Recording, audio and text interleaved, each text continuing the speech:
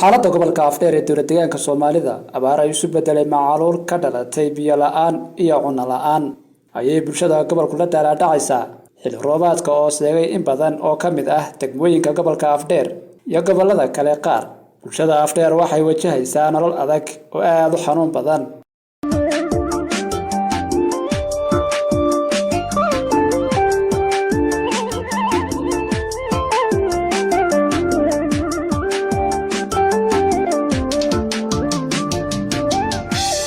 bulshada gobolka oo ahayd boqolkiiba 90 xoolo dhaqato dheefsatana xoolaha nool haddana aan helin cunno maadaama ay xoolihii ka dhameeyeen abaarihii taa beddelkeedana way waayeen gargaar dowladeed iyo mid deeq bixiyaalba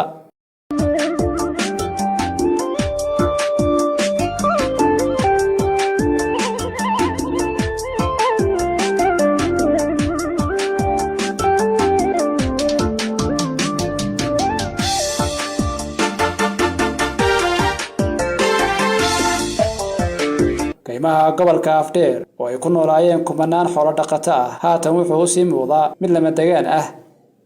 sababtuna waa in la waayay daaq iyo meelo dhow oo biyo ka helaan sidaas ay tahay dowladdu waxay rabtaa inay daboosho xaaladda dhabta ah ee gobolka ka jirta gobolkan oo ku yaala cudurka Ogaadeniya sawiradan waxaa la qaaday 3 cisho ka hor iyadoo laga qaaday tuulada Masalle iyo degmada Ceelkarri abaarta ayaa isu bedelaysa mid macaluul ah reer guuraagu waxay ku qulqulayaan magaalooyinka mana haystaan wax dejiya oo garab qabta kamana muuqata haba yaraatee kaalin dowladeed gobolkan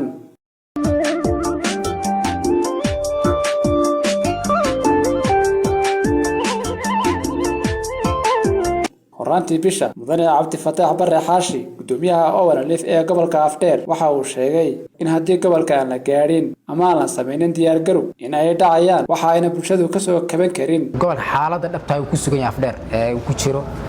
waxaan ogeyn inay 4 sano abaar ku jirtay deegaankeena dhammaan guud ahaan reer Ogaadeniya abaartii sidii bay u sii jirtay gobolka Afdheer lagama bixin meel roob ka dayn ma jiro waxyaabaha meelaha ka yardaay gobolka Afdheer waxa kama diin sidii bay abaartii u sii jirtay abaartii waxay isku bedeshay dadkii inuu qaxo in la barakaco in macaluul isku bedesho dadkii waxay u kala go'een in Kenya gashay oo dadka xoogis Kenya u guureen qaarna Soomaaliya u guureen in Oromiya u gashay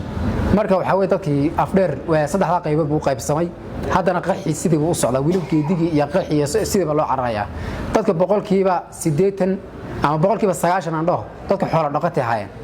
xoolihii marka abaar baa saameysay abaar baa xoolihii kala tagtay kadibna walba nafta meesha kula carar karto oo la carar bay noqotay dadka marka Afdheer allaankan qaxwi ku jira wuuna socdaa qaarna waxa way tabartinta meel la gaarsiin weyday iyo halkii macaluul ku heshay halkii bay fadhiyaan oo xaalad adag oo bini'aadamnimo ku jiraan marka waxa way dadka inta marka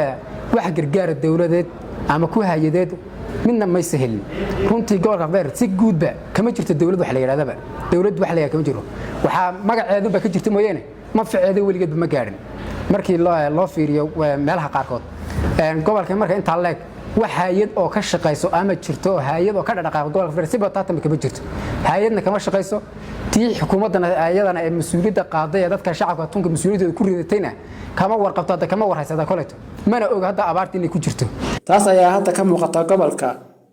bulshadu waxay ku nool yihiin dhul biyo la'aan ah unana aysan jirin intaasna waxa u dheer xanuuna ka dhashay kulaylka iyo isbeddelka cimilada oo aad u